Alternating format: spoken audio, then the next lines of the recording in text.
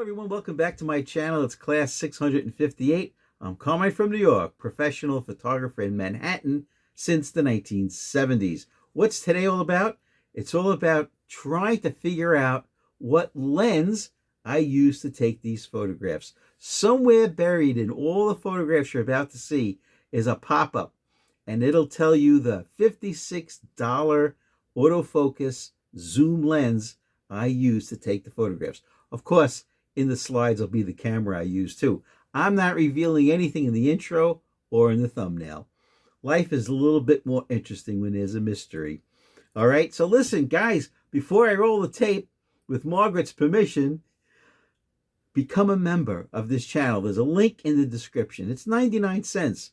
And remember, starting this month, you'll be able to watch my videos first. They'll be for members only before they go public. Don't forget, become a subscriber, thumbs up, and listen, in the comments, I'm very interested. What country are you in? All right, Margaret, with your permission, please roll the tape and show the photographs.